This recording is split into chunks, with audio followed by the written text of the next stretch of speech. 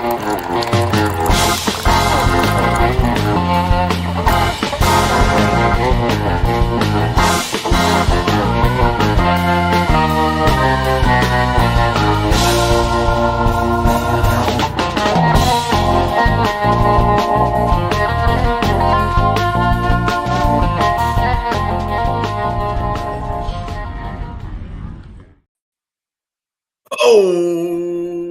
what's going on, everybody? Looks like it's just me in the studio today. This is Proper Cup of Joe, where we are. I mean, I hope Adam's okay. He was there a second ago, but oh, there he is. Okay, I was adjusting my my tinfoil, antenna over across the room there. How we doing this morning? This is Proper Cup of Joe, where Adam had snakes and I don't, and I got a lot of questions, you know? And I got technical problems. I'm coming to you today live from a personal hotspot with one or two little bars of 5G, man. This is we are duct tape and what else would it be? Some chicken wire away from going off the road here, you know? You know, using a personal hotspot is a normal thing, Adam. You know that this has been happening for many, many years, and it works fine. Okay, man, we'll see. I've given the disclaimer. I'm letting you know what's up, and I gotta say, you can carry a little weight. You might be carrying all of it today, Joe. If I disappear on you. Well, let me just say I'm used to that. Okay. Nothing new. Huh? That's no physically. You've been doing that for 2.5 years, huh? No, I meant me personally. It was a jab at myself. It was self-deprecating, not a jab at you. It was to me. How you doing? How about the week? How was that? Was that a good week? Yeah, it was a good week. It's kind of weird. Sales are slow or almost non-existent. I'm living on Google ads and rodent sales this month, but it's just cold and everybody just got through the holidays, and then it's pre-tax season, and so it's like the big anticipation, and it's a big anticipation of the snakes. We're looking for that we'll start to see some ovulations. They're breeding, so it's like you dream about the future. It's like the few nights before Christmas when you're like, what's the big man going to bring down the chimney? You just all the visions are dancing in your head. Now you had kind of a nice week, a big week. You played a show, your own show there for a minute. That was last Thursday. Yeah, last Thursday. Yeah, myself, two other musicians, Will Armstrong and Laura Rakowitz. We could take the business angle. At first, the show was fine. It was good. We had a good time. Couple local, really out. I don't think it's bad to say. Actually, I want to say thank you. It made my night. Ed and Emily from Snake Discovery strolled in, just like locals hanging out in the, on the scene. It was pretty cool, man. I didn't know they were coming. Really made now, my year. Where are they located? Usually, they're located in the Minneapolis area. They didn't come from I don't know, North Carolina, did they? Well, I think technically they came from Wisconsin. They live in Wisconsin. Really? I don't know. Well, it's on the border. It'd be like, okay. But yeah, I mean, it was probably an hour, and that was nice of them to do. It was really, really kind of cool to see support and off. Like, it's really cool when it's not, oh, we got to take pictures and post on social media. It was just like, what are you guys drinking? Well, let's have a beer and hang out. That's awesome. So it was really cool. It was like out of the element. So like nobody in the room was like, oh, look at these people that, whatever it is that that's my own self-deprecating. It's not like, oh, there's Adam and his reptile element making content. No, I was playing guitar and they were hanging out in the audience. And then on my break, I got to go hang out while the others played for a little bit. That's cool, man. That's great. Yeah, it was fun. And the show went well. How about the rest of the week? Was that all right? Yeah, it's been a little bit busy and hectic, but that's kind of how I like it. It's a new level of cold that we're coming into this week. So I had a little fire drill on Monday of my ironically, my internet connection at the car wash. I was getting no signal as far as cameras, temps, anything. So I didn't know if the power had gone out, which led to the internet going out, or just the internet went out. So I had to scramble that morning where I was like, okay, last known response from the car wash was at 6 a.m, and it was at around 8:30 when I realized that there was nothing. And I was like, okay, so it's been out for 2.5 hours. Load up the generator, load up the propane tanks for the propane heater, and it's time to roll out there, see what's going on. And the power was on. I'd actually flipped the breaker had flipped that the modem is plugged into. So it just cracked. The internet service hadn't even gone out. It was just my equipment. Isn't it great when you think that there's a big problem, and then you go and it's just the switch that you have to. Yeah, you're just like, well, this is. You guys want to get some coffee? You're like, all right, this is cool. Yes. At the same time, you feel immediately 2 hours to take care of it. You go, this is great. You feel immediately productive and wasteful of time and energy all in one moment. So. Yeah, what about great. you, man? It's great. Yeah, good week. Yeah, I started my graduate course, which is good. I got one more to really meet the credentials, so I can teach some history courses. That's nice. That you're taking or that you're teaching? I'm taking. Okay. Well, I've started teaching for the semester too, and that's been really terrific. Really, I got classes. The classes are fantastic. The students are really engaged in. Which is hit and miss. Like sometimes you have students who are just like, I don't want to be here, and then it's just so much more work to try and get them involved in the discussion. But both classes are terrific, and then I have some online classes. Then I have this graduate course. It's the history of capitalism. So we'll see what that's about. Wow, it's actually been great so far. It's on Wednesday nights and. I go there for 3 or 4 hours and talk about capitalism, I guess. That's not funny, but that's very cool. I used to, and I could do a whole show on this, but I don't care to. Any new manager that came in, a new professional that wanted to make a career of food and beverage, usually in hospitality, people are really, really good at shaking hands and kissing babies and putting on nice suits and that stuff, but they don't know how to run a business. So day one was always Adam's brief history of capitalism. And that would lead into accounting and how you make money. And so that was always day one with the new, like say the new professional hires, or if I had interns, it was like, all right, I'm glad you can shave and put gel in your hair and look sharp and you can run food. How are we going to make money is important here as well. So that was always part of it. But that was kind of funny that I would always be like, there's a brief history of capitalism right there.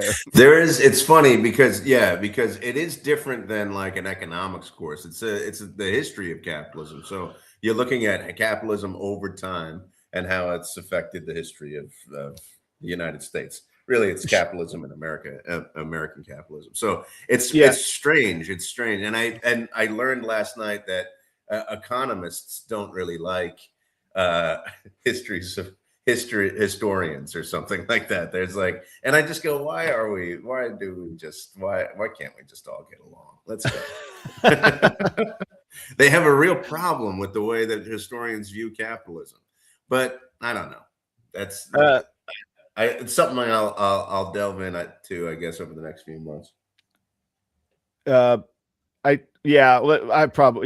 could probably make a whole show of that. But my comments were more along the lines of like a very, very simple formula, which is just cost over revenue. And I'm like, right there you go. That's the whole history of capitalism. Right. You make more than you lose, you stay in business. You lose more than you make, you close the doors. Let's be on this side of that fence and figure out how to stay there, kind of deal. So it was just a line in my The first book was extremely interesting, though. I was surprised at how interesting. Now I can't read lying down. I realize that I can't read histories of capitalism lying down because I will immediately fall asleep.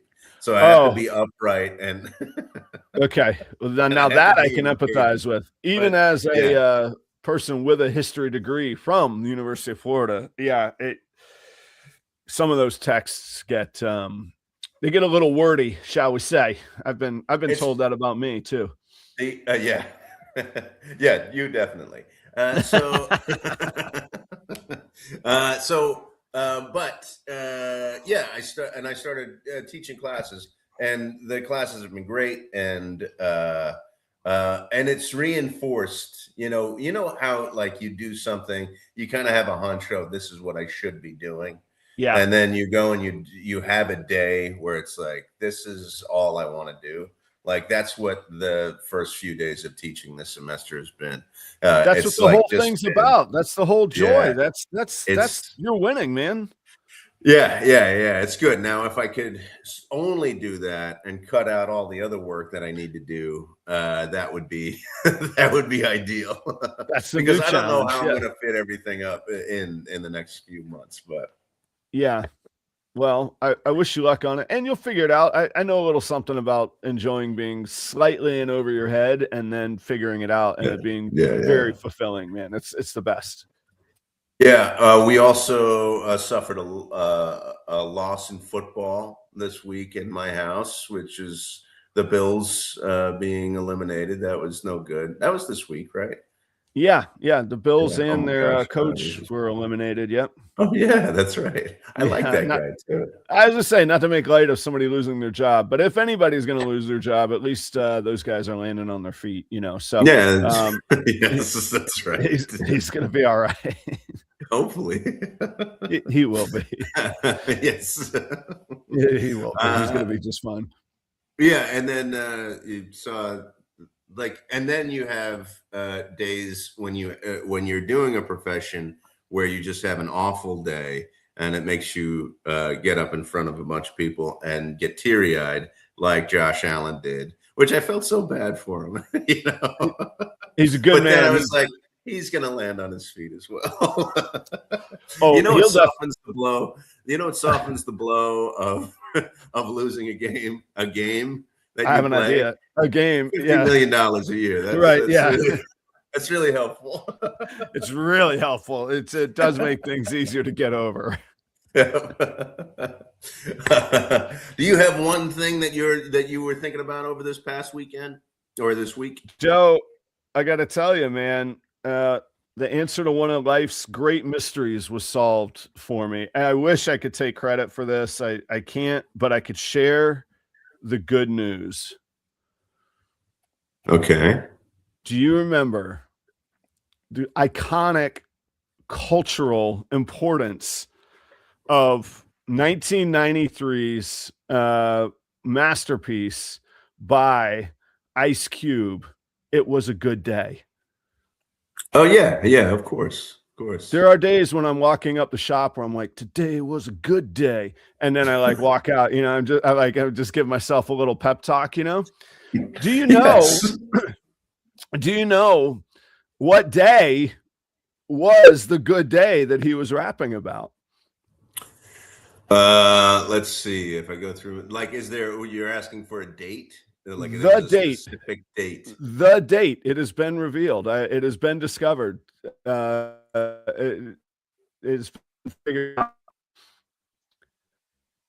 I'm going to This tell you, is it was very January 20th, 1992. 2 days ago, this week was, you know, the anniversary of the good day.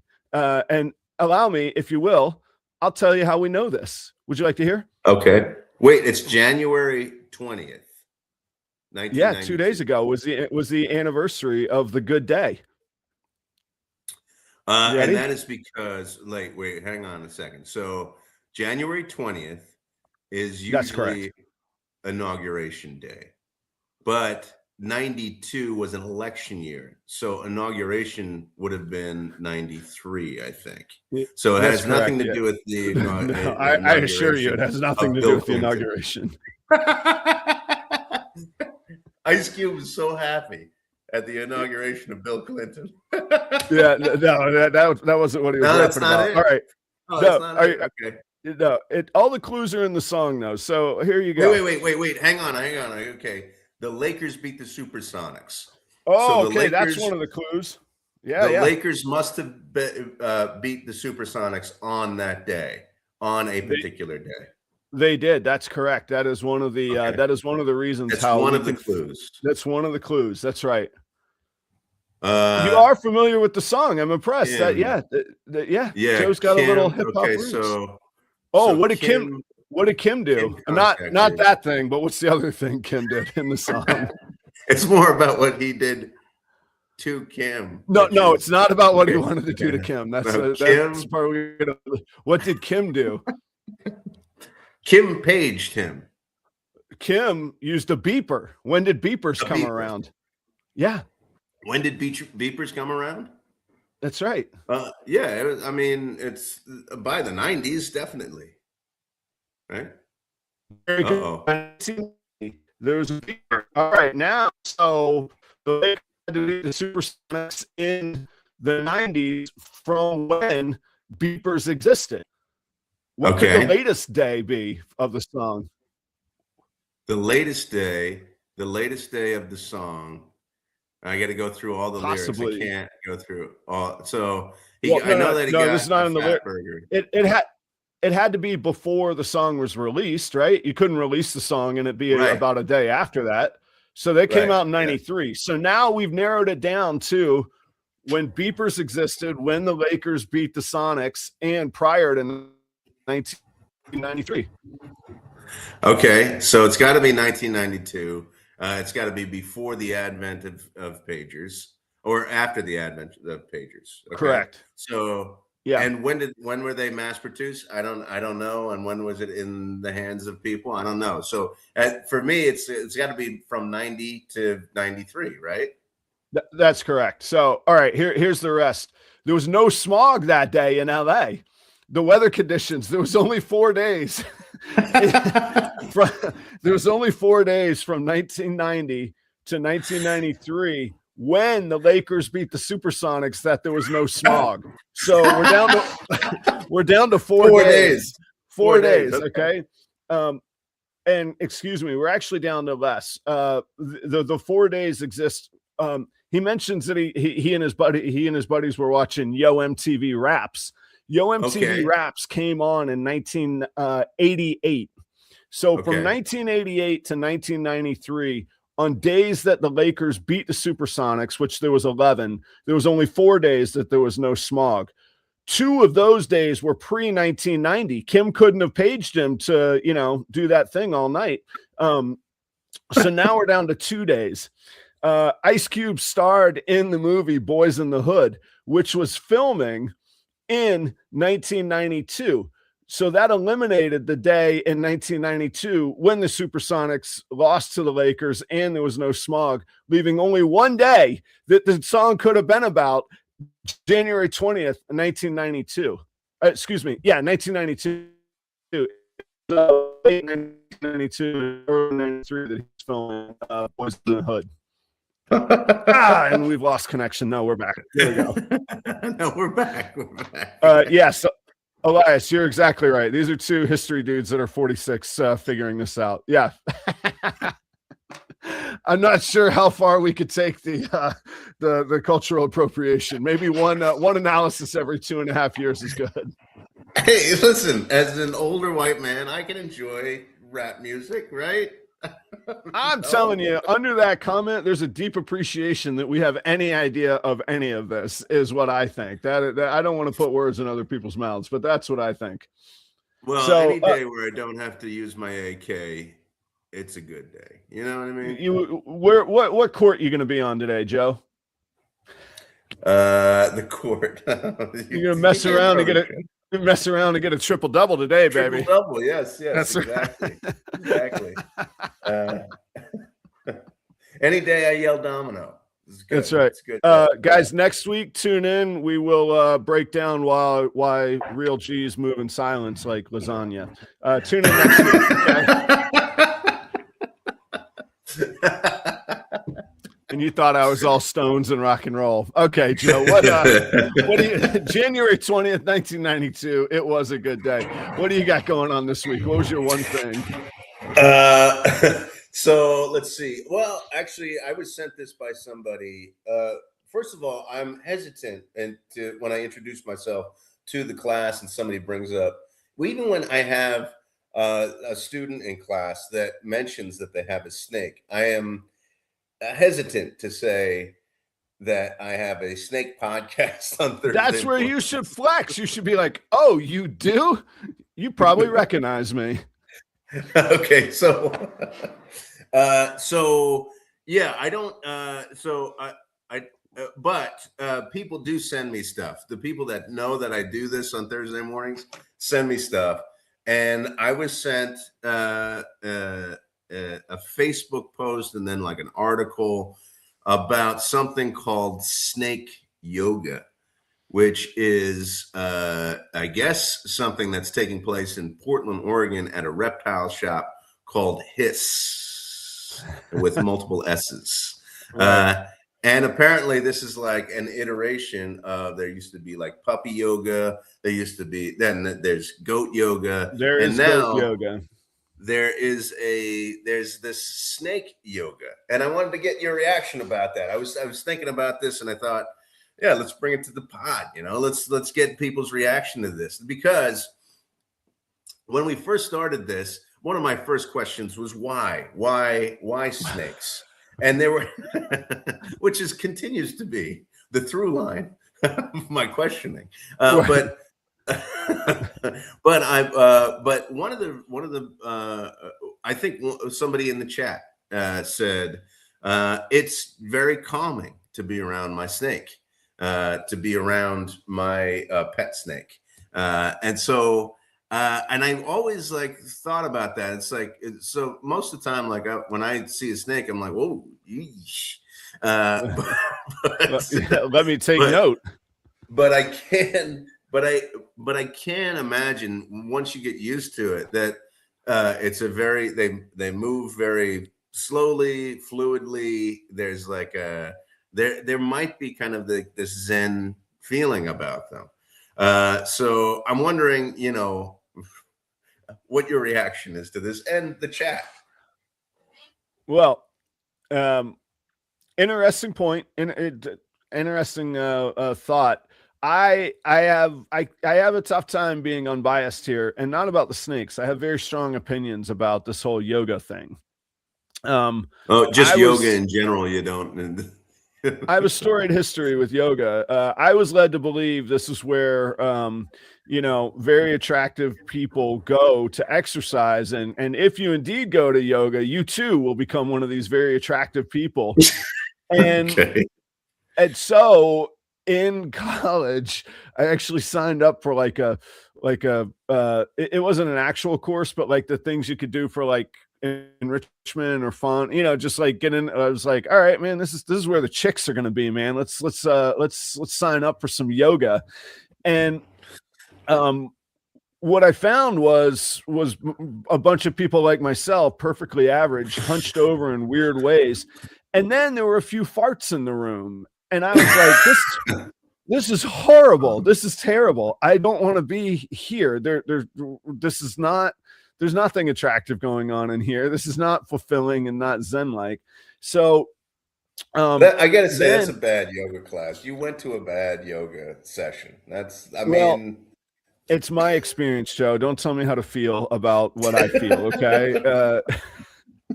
So then, and your experience is the only one that matters. It's for me. That's right. No. You know, I'm down for a few good stretches at home. I've been known to do some yoga poses in between my push-ups and my daily regimen, and I do enjoy that stuff, although I don't know how Zen it is and that. So then Kelly, fast forward, you know, many years, I've met my wife, I'm married, we moved to Minnesota. Kelly says, hey, you know what they have down the road at this barn down here? And I'm like, what's that? She's like, goat yoga. I was like, okay. And like, so for like Mother's Day or something, a couple years ago, we go do this goat yoga. And my initial impressions of yoga are reinforced, except now I have these goats nibbling on my knuckles and hopping on my shoulders. And I'm like, why is that a bad thing? Well, if I want to play with a goat, I don't need to be doing yoga. I'll just go play with a goat.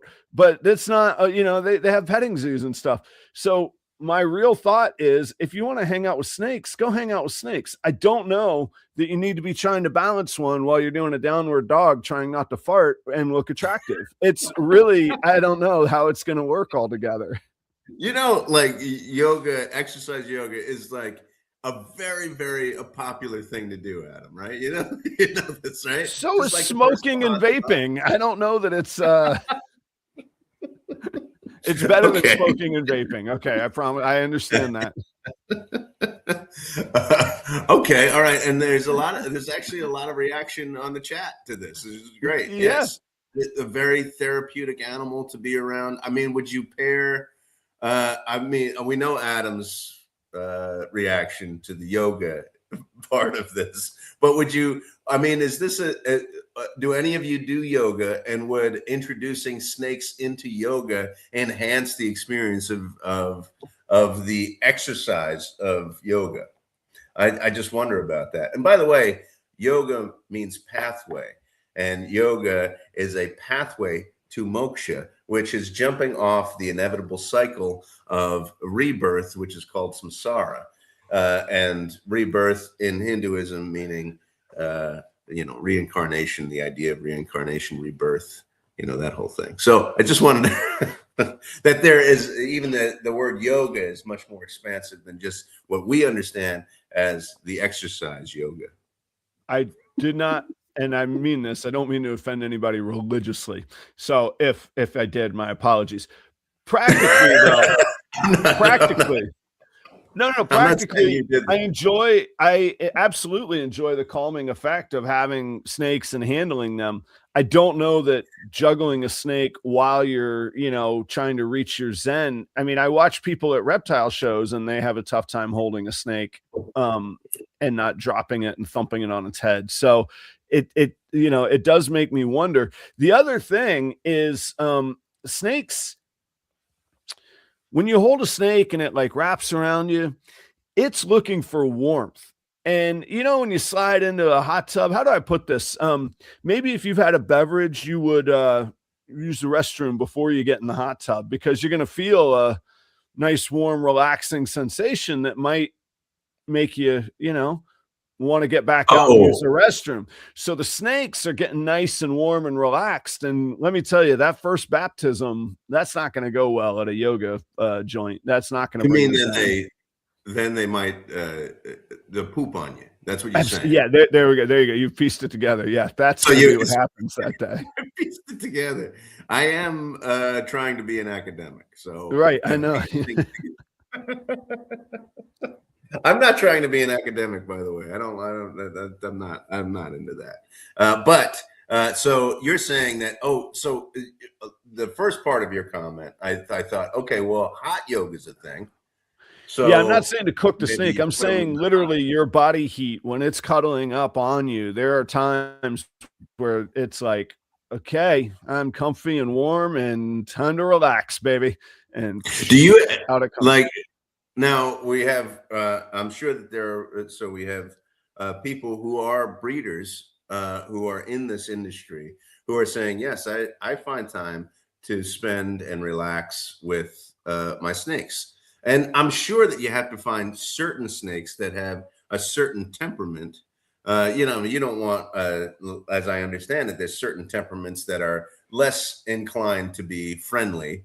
And you might have one or two, like ball pythons as a whole, you're pretty safe with. Like, you know, the ones that, yeah, instead of like, hey, these are perfectly temperamented, you know, the ones that are not perfectly temperamented, where you're like, okay, that one means business. So like I have that's more of an anomaly. Yeah. Okay. Yeah, I have like 2 or 3 where I'm like, all right, nobody touched this. But by and large, you know, it's pretty good, you know. Do you try to sell those, or do you hold those back for breeding? I give people a heads, like at a show, if somebody's like, can I check that one out? I'm like, well, here's the thing. this one's got a bit of an attitude, and I'm happy to let you hold it, but I need you to know that either you need to have experience or you're probably going to get bit. If you're looking for a pet, let's look over here. Here's one with similar genes, kind of deal. I do give them a heads up. So let me ask you this: does their temperament, like I have a dog, I've had him for 11 years. His temperament and his I know that you wouldn't call it personality. For a On the dog, no, for the snake. Augie's got personality, man. Yes. Yeah. I understand that dogs have personality. I'm just saying that you might not call a snake's temperament a personality. Other people might, but does that temperament I know Augie has changed over time. Like he's much cooler now than he ever was. Yeah. Does that change over time for a snake? Yeah, they settle down, and the adult ones, very rarely are the adults a behavior problem. It's the juveniles. Okay. They haven't quite figured out the world of what's food, what's a threat, what's okay, what's not, kind of deal. And a lot of times when new owners get a snake, their temperament changes because they'll have it in an enclosure that's not as suitable, or a lot of lights on, or they've set up this enclosure that they want to make the centerpiece. So they've got spotlights in their living room next to the TV. I'm like, it's not really the place for the snake. Yeah, their temperaments can change and react. And again, I personally stop short of personalities, but sure, some people say it, but like, if they're unhappy and stressed, big surprise, their personality is not going to be very good, much like a human, so sure. It definitely can change. There's definitely times when people get home and they're like, this thing is a maniac. And I'm like, all right, let's talk through. What do you got for it? What do we need to do to get it adjusted and get it settled down and comfortable? Right. Now, do you personally, I know that there are breeders who probably are not spending quality time with their snakes. Do you personally spend quality time with your snakes and just hang out with them and just enjoy them? Some. So when people ask me, here's the thing. I interact with the snakes nearly daily, from checking on them, topping off water, spot cleaning, and then I do a full thorough top to bottom cleaning is on Tuesdays. That's the room flip day. And when that happens, the snakes come out, I'm handling them, I'm holding them. There's a few sometimes that I'll hang out with, just like I'll just put one on my neck while I'm cleaning or whatever. But that's most of it. But I do work with handling them because I do want to see their, mark the ones that aren't comfortable yet being handled. The last thing I want to do is put a snake in the hands of a kid, but really any customer who's like, hey, I'm excited. And then it's like, and I don't trust these things and I'll never be back. That would be the worst outcome. So, right. Yeah. You know what I mean? Like, I want them. Yeah, sure. And so I'm looking for watching how they handle. I'm also tracking whether they eat frozen thawed or if they eat live. That's important to some buyers. So there's a little bit of that. I don't go as far as breeding for temperament. I'm not saying it's not true. I'm just saying I haven't gone down that path yet. That's okay. Got you. That's not one of my stipulations in, like, do I keep a snake or not? Yeah. And why is that? Because the difference in temperament is, I don't know. Is it you can handle it, or it's not that wide of a gap, or the anomalies are so few, or? I don't know that I think that it's genetic. Now, I've had a very good case made to me that it is. If we look at dog breeding historically, dogs are bred for temperaments and personalities and skills and strengths. So I can accept that it is possible. I just haven't. Yeah. I'm more interested in the genes and what I believe. Put it this way, in humans, which I don't want to get into the idea of breeding humans. That's not the point. What I'm saying is I think there's good people and there's jerks is what I think. I don't know that that's related to their genetics. So I don't know that a snake with a questionable temperament will make more snakes with questionable temperaments. You know who would say that it's genetic? Well, no, or innate would be Carl Jung. Carl Jung says, personality, there are certain things that we are predisposed in our personality innately to be like. And Mr. Skinner says No, it's a little nature but nurture. Oh, my man BF. That's right. BF Skinner, baby. BF Skinner. All right. Who you relying on for a co-host here? I know what's going on. Yeah, BF Skinner says no, it's nature, it's nurture, and he was pretty creepy. You give me any child, I'll make that child anything you want it to be in 30 years. That's a creepy dude. Really but creepy. that was the opposite. That was the opposite outlook. So I'm a little more Skinnerian. Is that what you would say? I'm not sure. Yeah. Yeah. I mean, as opposed to Jungian. Yeah. I would agree with Troy. It's pretty random on temperament and ball pythons. Now, again, I can buy the argument. Heart of the Python, they have their Heartline brand that is bred for temperament. They hold back based on temperament. They house the snakes a little bit different for pet owners. So that is their argument. And again, I could believe it from the history of breeding animals. That is something important that's been tied in. I just haven't. But there's not. Is anybody doing work like creating Punnett squares for temperament? Het for jerk. I don't think so, but I know a lot of people that I really do respect that hold like jerk excessive.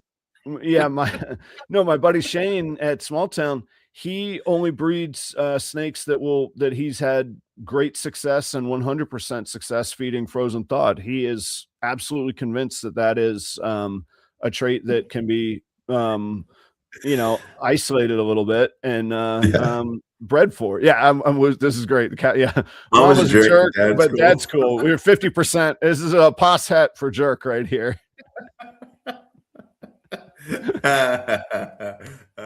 That's funny. No, but nobody's really trying to gauge that, or because it would be too difficult, right?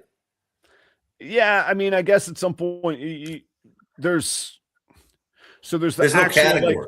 There's no space on the DNA helix that we know of where your gene trait or your personality trait gets attached. So in classic genetics, no, it's a little bit harder. Is there a whole lot more traits passed on than just the genetic DNA helix? Sure. But I don't, you'd have to ask a geneticist a little bit more that has deeper understanding. I begin and end at the basic Punnett square, and I don't think this fits into that. Okay, gotcha. You did start to talk about one of our sponsors, Heart of the Python. Should we Heart of the Python? Yeah, well, first off, definitely check out Heart of the Python. They have their Heartline line of animals, and they've actually started their own sort of secondary sister brand called Heartline. You can find them on TikTok at least, and maybe other places. I discovered that last night. I was like, look at you. You got your own, you got two things going on. But that's Kate and Bill Peaver out in Massachusetts. Kate's working on Monarch and Puzzle. Bill likes Monsoon, and their daughters are working on Sunset and Clown. So heavy hitters all around. But their Heartline is specifically aimed for the pet category and introducing new people into the hobby with confidence that they can handle the snakes that they're getting, which is pretty cool. Cold-Blooded Cafe, I just got the shipment this week. I meant to do a video on Monday when I was filming or when I was feeding, and that was the day that I thought that the power and the internet was out, and I got behind because I had to do that fire.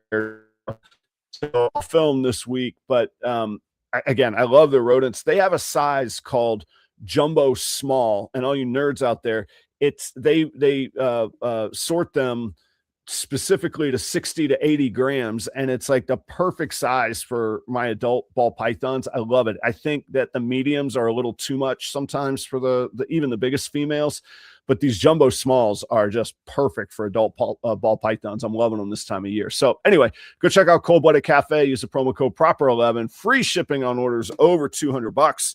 And Joe, it's breeding season, man. I'm logging all the pairings in Husbandry.pro. I don't have to worry about who was where, when did I pair what. I could track it all. I got a lot of pairings this year, so I gotta track it. And Husbandry.pro is the standard, man. It's great. You project planning, tracking, feeding. You can pass on all the information to the customers. It's all tracked by QR codes on your phone. Cloud, baby. I don't know what that means, but it is. So there you go. Check out those sponsors. Yeah, and always thankful for, giving the a little extra incentive here for us to get together on Thursday mornings. We really appreciate that, and all good folks too. I mean, I know Adam. I've known Adam for what, 12 years, 13 years, and Adam only works with the people who are great folks. That's the people that he wants to work with. So, and that's a compliment to myself, really, basically. That's true. That's true. Very few rules, but yeah, I won't work with jerks. Het jerks, maybe we can work with you, but not het for jerk. We'll let's see. Jerks. But no jerks allowed, and that's a pretty staunch rule of mine. Wally, it's been a little while, but I did. If you go to my channel and search Husbandry Pro, there are a couple videos of how I use it, but also how it ties into my website. So I don't know if you anyway, if somebody's looking for a selling platform that's integrated with their animal tracking and selling, Husbandry Pro will do that. I'm not nerdy enough to fully understand it, but as I understand, there's something called an API, which you could plug into your own sales platform, which will tie back to the information of Husbandry Pro. So it's a way more than just like a glamorized spreadsheet. It's really cool stuff. Anyway, check that out. But they will, if you're a Husbandry Pro subscriber, they will provide the API to plug into your own sales platform if you are smart enough and know how to do all that, which, Wally, I think you are. I am not, but I believe I know I'm not. So there we go. Joe, what's been on your mind, man? Joe cooked up this topic last night, and I was like, I like this topic. There's a quote that I really love from it, but set the stage, man. I'm trying to remember because this conversation has been so enjoyable already. We took the long way today, right? We're almost to the point where we're able to just bag the topic for next week. We're not going to do that though. You got to bring the people what they came for, The question that I had, and I think in your responses too to me, I think we, as always, we're kind of on topic, but we're thinking a little bit differently about I love that too. Yeah, the show behind the show is that we like prep via text, and Joe will have something in his mind. But like society, when there's no context and 140 characters, we both go to a different place, and then we show up on the show and we're like, that's not really what I meant. And then we go understand each other, and society goes on. And that's a beautiful story. But what did you have in mind about that? You mentioned a resolution that you had already broken last week, which is you want to kind of maintain. You want to maintain and perfect this year. That's right. This is the year of resolution. Fine-tuning this year. Fine-tuning, not buy any new equipment, not jump in any new deep holes. Let's perfect what I do. Which you have already broken. You admitted you have already broken this, and there is a venture that you are getting involved with. And is that's still a go? And it's already done. It's actually already done. It was a minor venture, which leads into today's topic of, look, I can have all the plans in the world, but if a great opportunity comes, I have to at least consider it. I don't have to jump on every opportunity, but I have to consider it. If the details are right, if the price is right, and I believe that there's a big opportunity somewhere, then I'm going to go after it. So when a breeder that I know and that I've respected for a long time says, "Hey, Adam, I got to move on in life. I'm going to go down to pet stage. Are you interested in some equipment and some animals?"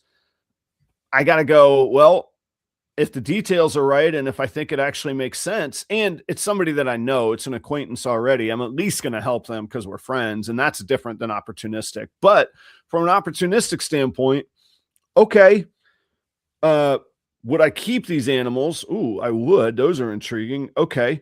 What equipment you got? Oh, you got nice equipment. I either can sell it or keep it, but there's opportunity there. And, what's the quality of how you keep and care for your animals? A plus. All right, now let's talk. We'll look at this. So I purchased a rodent rack, which I'll be keeping. I purchased a snake rack, which actually I think is sold today, and then 11 animals that are in their own rack, separate from the others, and they'll go through their own quarantine. But there's 4 or 5 in there that'll be holdbacks, and then the other 7 will go out into the market, and they're great quality animals, though, that I'm happy with, and I'll get them fed and shed, and like I say, put them through the paces of their health and that sort of thing. I think like just stepping back from your specific situation is my main question was kind of when do you know to take kind of the foot off the gas and fine tune, and what are the things that need to be in place for you to put your foot back on the gas, I guess. And that was kind of my main question about, because we're for the last maybe year and a half, we've been talking about you moving into a new place, and like you've had your foot on the gas for so long that it makes me go, okay, when do you know to kind of back off and fine tune and let things kind of go for a bit, Well, one of the easy things is when you're broke, just look around and decide if you want to get broke or not. And if you don't, it's the time to fine tune. There's an easy, and I say that in a joking way, but I am a big believer in a positive cash flow model. So while I will take opportunities, I like there to be the cash on the table that I have rather than debt. So I'm not completely opposed or afraid of debt. I do not like credit card debt. So, I would want any debt to be certainly under 10% interest, and the lower, the better. So if you do make an investment or you do find a way to get a loan or whatever, if you're comfortable with that, I can't tell you not to do it, but I can tell you to think very, very closely about it. But, for me, an opportunity, I want to be 2 or 3 chess moves ahead. So, the car wash made sense because of the existing business in it. If I fall flat on my face with snakes, what am I going to do with the car wash? Well, it doesn't make money, but it pays for itself. Yeah. Okay. I'm at least back to even, and I have this tangible asset. I don't want to be so gruesome to talk about animals dying, but if all the animals horrifically died, I wouldn't be left with any asset. So if I'm going to take a loan, I like true capital, something tangible asset. So racks, really good durable goods, and always in demand. Man, I post a rack, 5 or 6 inquiries right off. Like I said, I think a guy's coming today for it. Animals, a little different story. I also like the rodent rack because honestly, over an extended period of time, almost any price is the right price because it's going to produce more rodents that I can sell to eventually pay it off and make money. The question is, how soon can I get there? This price was very advantageous. I think certainly within a year, but I think in 6 months that rack will pay for itself. That's a no brainer. Oh, okay. I'll have that durable rack for years. So, so that's sort of how I look at opportunities. I try and go, how am I going to pay for this thing that I intend to buy right now? Not, well, I'll buy it and then I'll be able to figure out how to make money. That's a little bit of a slippery slope. So that's sort of how I look at opportunities. And Troy's exactly right. Yeah. Sometimes fine tuning is going, all right. I'm going to vend 10 more shows this year, and I'm going to fine tune this thing and figure it out. Sometimes that is exactly right too. It's almost not necessarily taking the foot off the gas. It's where your foot, if you're going to go 100 miles an hour, are you going to go there on renovating and expanding? Are you going to go there on media, fine tuning and figuring things out? Are you going to go there on vending, brand exposure, interaction in the community, et cetera, et cetera? Where are you going to go on all of those with the gas kind of thing? So I'm being distracted by a few of these comments and questions, like Reptile Sam. You have a platform for selling rodents. Sam, I will tell you, I've never advertised even once, now, sorry, I've never explicitly advertised. I talk about rodents endlessly. I don't have enough rodents to take care of the inquiries that I get in town. If I put out an actual ad for rodents, it would be brand, not suicide, but it would hurt my brand, because people would inquire and I'd be like, oops, never mind, I'm out right now. I've never once advertised specifically. If I were to, I would post pictures of the rodents and then say, find out more by DMing me directly or something like that. Yeah, on Facebook and Meta. Now, Craigslist, I don't know. Craigslist is Wild West. Marketplace. Why is it flagged? What do you mean flagged? Well, it's against you can't post that, or? Yeah, well, Craigslist is probably like just. Oh, this is that problem that you had last year too, right? This was but just trolls flagging you. But on Facebook and Meta, it's actually against the terms of service to sell animals, so you have to be you have to be hinting. Like, I can advertise a website for people to look at, but I can't advertise that the snakes are for sale. So rodents, I just talk about them. I post videos about my facility. I post videos about, hey, here's some cute ASFs. One of my favorite like reels on Instagram to post is like disco music with rodents running around. It's kind of funny.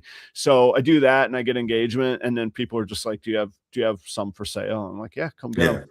But I'm still not at the point where I can advertise for them. There's this nagging thought in my mind about this conversation, the prior conversation, than posting about rodents or advertising. But there's this idea of, you have a plan in place, and you work it and you kind of remember there's some book that talks about being consistent with moving this plan forward. But how do you know how do you know the success of your plan? If you need to change it, how do you need to change it? Or do you need to jump off that plan and create some kind of new plan or new avenue for your revenue generating activity? Do you know what I'm saying? No, I do know what you're saying. I think, and that's a really complicated question. I mean, that is business in a nutshell, which is really a weird expression of what's in a nutshell. But anyway, that's a whole different conversation too. That's all of business. So I think I personally write a budget. Now, budgets are at best a prediction and a goal, but at least it tells you, am I making or missing my goals? And if I'm making them, then you look and you say, what are you doing right? If I'm missing them, what am I doing wrong? And is it acceptable? If I'm missing it because the temperature is 10 degrees below zero and I can't go to Des Moines this weekend, okay, that's an anomaly. That's not an underlying change in what's going on in the market. If 90 days in, I'm at a variance of 40%, I got to look myself in the eye and go, okay, Adam, what are you doing here? And is this explainable? Is this a hobby that you're content to be 40% off? All of those things. Right, so, yeah. But then also you pair it with, and the quote I was going to say is, and I forget the guy's name. It's always important to attribute quotes, and I can't remember, and I didn't really plan the show that well this morning. No, it is Charlie Munger. I was going to say it was Warren Buffett's investing partner, Charlie Munger. He essentially says a prepared mind finds more opportunity or attracts more opportunity. If a prepared mind. So if you say, for me, I'm not saying anybody else has to say this, but if you say, I want to be on a cash flow positive model, I keep cash on hand for when liquid assets. I don't literally have a stack of cash in the snake room here. Let's not go that far. If I have cash and assets on hand for when an opportunity comes, then I can take the opportunity that will present itself to me. And I really believe in that idea. If you educate yourself, if you think of, all right, here's my actual budget, here's what I'd really like to do. Here's what people that I look up to are doing. If I get the opportunity to advance to that area, I will do so. I don't know when and where and how that opportunity will come, but I will be prepared. I will educate my mind. I will have, opportunities ready then, or I'll be ready for opportunities. And I love that idea, man. That's what keeps you curious. That's what keeps you, you got to stay focused, but if you can look just a little bit outside of your focus, there's going to be things and opportunities that excite you. To your point, you can't go nuts. I myself can't go, that's a really cool species of lizard. Let me buy 42 of those and all the equipment. That's a really cool species of spider. Let me buy 99 of those and I'll just be a damn zoo. I can't do that. And I can't define to you who can and can't do that, because some people can very, very well. Yeah. I would rather be a bit more specialized, keep my lane. And this sounds really like, I've always been like skeptical when I hear people say this, but I find it more and more true. Block out the noise, man. If you got a vision and you're passionate about it, and again, for me, it's been important to be cash flow positive, but if don't worry about what the other people are doing, or look for what they're not doing. I don't think that many people are trying to find a way to insulate or to promote themselves outside of kind of the typical platforms, which by the way, we didn't mention Palm Street, but we are coming ad free today from Palm Street. Check that out. I think you have to diversify both your platforms, but also I think you have to ask yourself, we just talked about terms of service and getting flagged. What happens then? Have your own website. And I work very hard. Like right now, talk about fine tuning. This is the year of me figuring out how to talk to the machines so that when somebody looks for a ball python, the machine goes, Adam is your boy, and puts you in touch with me. Like that's the world of opportunity, in my opinion, right there. I don't think a lot of my colleagues are doing that, and competitors are doing that. So I want to learn how to do that, especially in the Minnesota market. I don't need the whole world. If I can get into the 3-4 million people in the metro area here in Minneapolis, there's plenty market there just to sustain me. I just got to be the best at it. Yeah. A few things that out of what you said. One thing is a vision is not only stating what you want to do in the future, what your future is. It's saying what it is not. That's really, really important. And even I've talked about this in all of my classes this week, is that when you define something, you're not only saying what it is, but you need to say what it's not. And that's really important, I think, for businesses and keeping your focus. And then the other thing is when you said a prepared mind, you also mentioned being prepared financially for opportunities, though, too.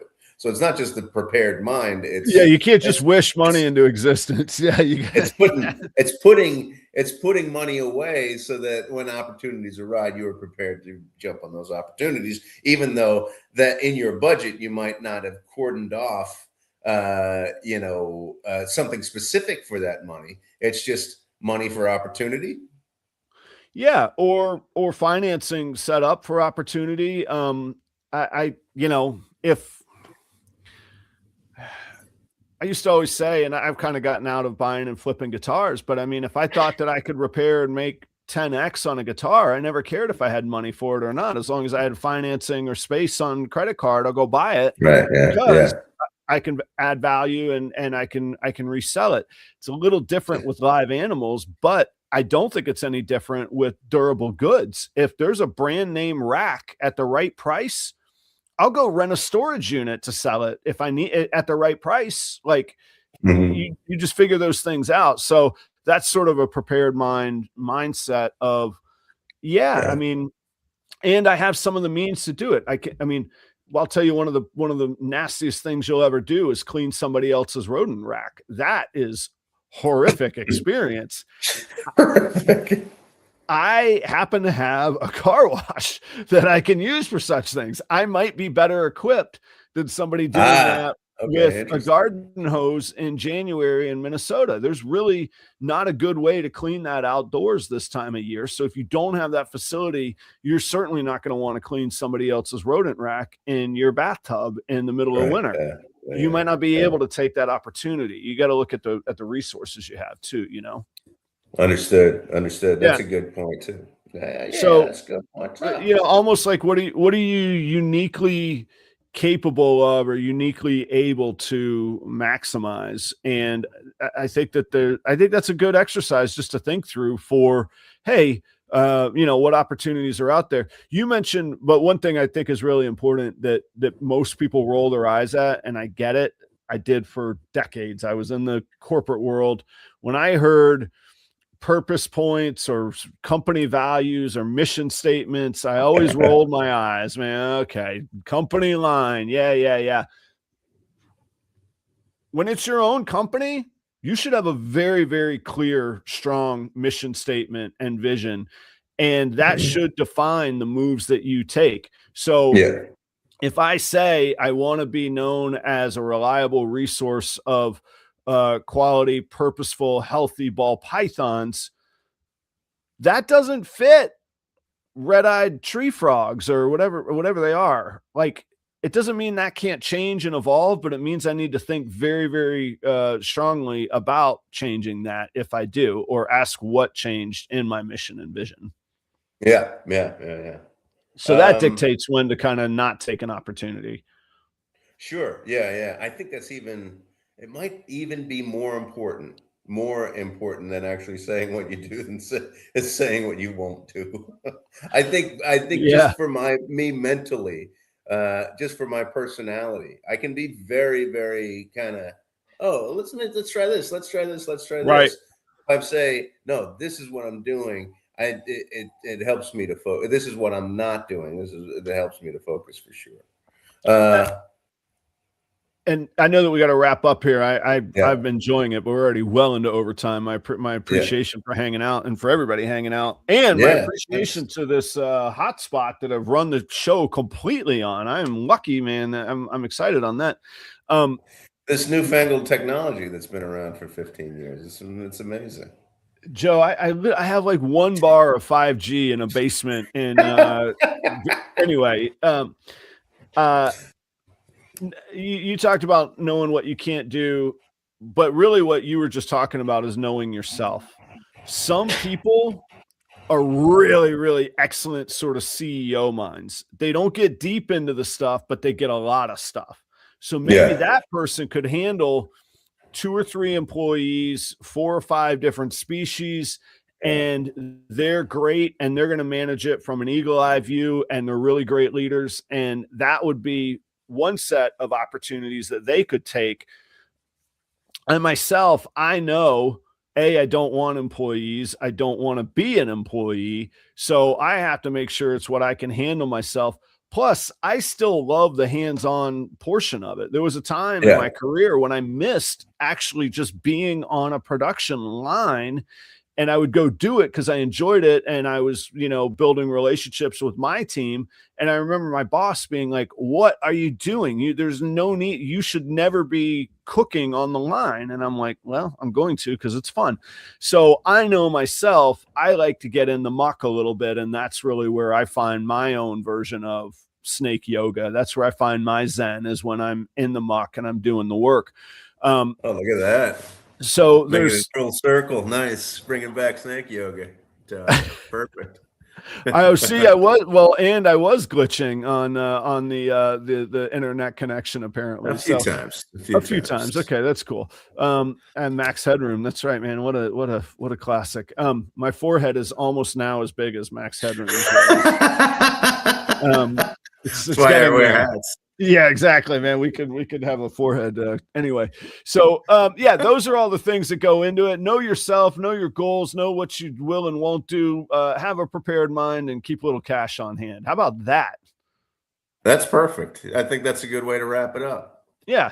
Joe, I appreciate it. This went by fast today. I'm not sure. We covered a lot of ground, man. A lot of cultural, this is where you guys come. We covered it all. Business, entertainment, snakes, yoga, history of hip hop. It's good, man. It was great. Thanks for a great morning. Great way to start your Thursday. We'll see you next week. Definitely. Anybody that joined late who's like, wait, history of hip hop, go to the beginning. You will not miss. You will not be disappointed. January 20th, 1992. It was a good day, my friends. See you guys soon. Take it easy. Putting up with us. I don't know why you do, but I'm actually really grateful and thankful. Thanks, Joe. See ya.